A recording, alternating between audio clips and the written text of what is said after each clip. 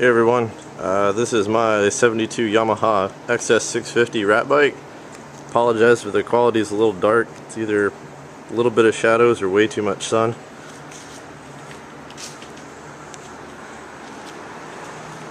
It's a 72 Yamaha XS650 frame with a 73 Yamaha TX500 neck, tree, and forks. So yes, the neck has been swapped out, which means it is titled as a TX500 on an XS650. Bike originally did not have a title, so the neck was changed out for one that did. Also helped lower it down a lot, as the TX500 forks are a lot shorter and narrower.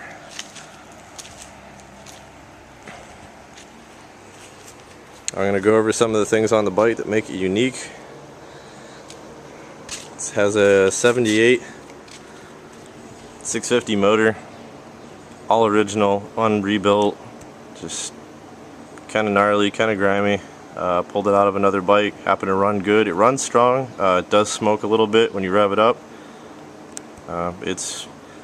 Don't know the mileage on the motor, but I mean it's a strong motor. It's got a 2-into-1 exhaust. Kind of a junkyard find. It's all rusty and gnarly. It's pretty cool. It will burn the hell out of your leg, as I have found out.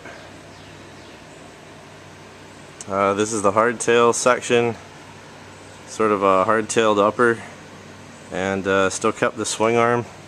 It has been lengthened 2 inches, and that allows room for the 19-inch wheel. It's actually just a standard 650 19-inch front wheel, and I've built basically an adapter plate as a spacer, and then a steel adapter plate which bolts directly to the wheel through 6 grade 12 metric Allen head bolts, and it's a standard sprocket off of a CB550,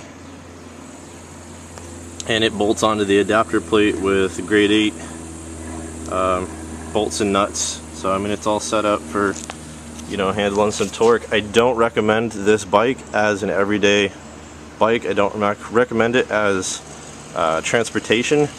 This bike is sort of a show bike, fun bike, get around, you know, cruise around your car show or something in it. It is not really a bike that I recommend any kind of highway mileage on, due to the custom rear setup back here. It's also a front axle that's been, you know, kind of shimmed up and modified to fit back here.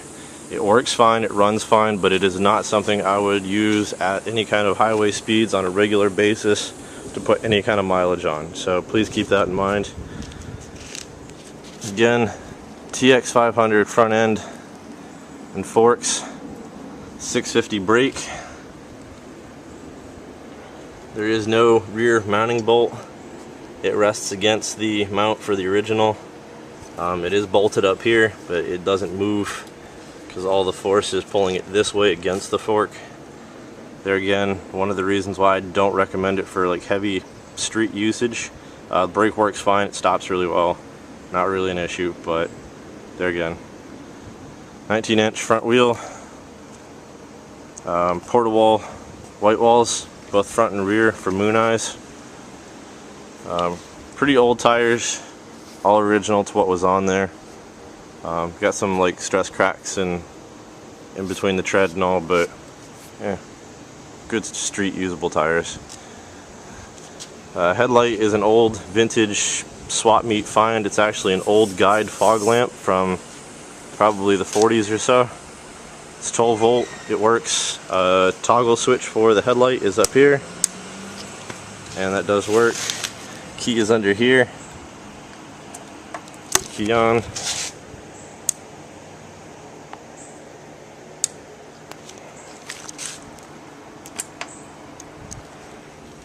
Handlebars are custom bent, give it kind of a board tracker look. Master cylinder leaks a little bit, so we got the old bandana on here.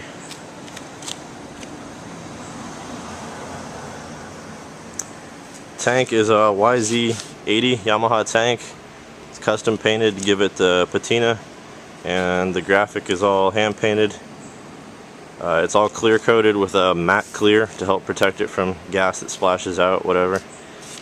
Seat pan is just a flat bent, you know, steel seat pan.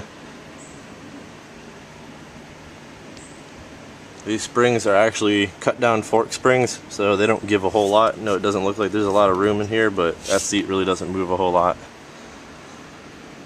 Taillight is a CB350 piston. No idea what the lens is from. Got it at a parts store.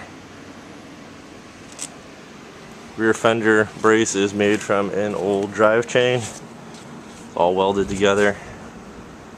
Old fender, patched it up with some old Sinclair oil can tins. Saddlebag is a vintage US Army. It's actually a gas mask bag. Little eBay find. Makes a pretty nice little saddlebag. Does work. Has snaps on it. Actually got some tools in there.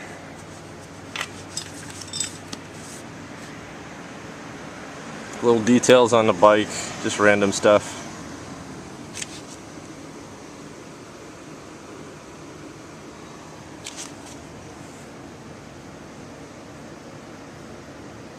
The frame was all rusty, nasty like this.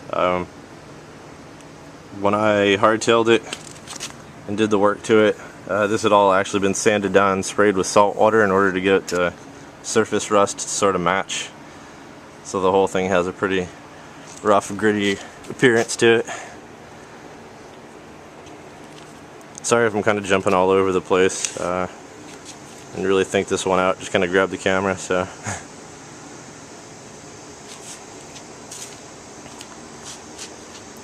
It's a cool bike. It sounds unlike pretty much any other 650 I've had. That's that 2-into-1 exhaust really gives it a totally different sound. It consequently also makes it kind of hard to tune the carburetors too. It currently has 80s carburetors on it. They're way too restrictive, so by the time this bike actually sells, it will probably have mid-70s carbs on it that'll be rejetted. I've been playing around with carburation on this thing for months and just haven't been able to get it dialed in right, but we'll get it there. I'll show you this side of the bike, but it's pretty shady. It's hard to see it.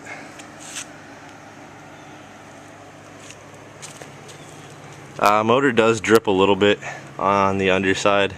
That's kind of new. Didn't leak at all for a while. Been using it more and more though, so I think it's finding its way out. But just a little bit of dripping on the underside, not a big deal.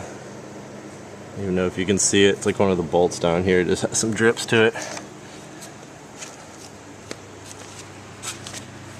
Charging system is all original old stuff. Regulator, rectifier, separate pieces, all original. They're actually mounted, you can see them down here underneath the battery tray. Does work. Doesn't work real well at idle. If you know anything about the 650s, they don't really charge much at idle. They put out full charge at around 3,000 RPM, which is full advance. So this, if you're going to be sitting for, like, you know, at a stoplight or something, the headlight will pretty much drain it down quick unless you rev it up. But there again, like I said, not really intended as any kind of daily usage bike. Please keep that in mind.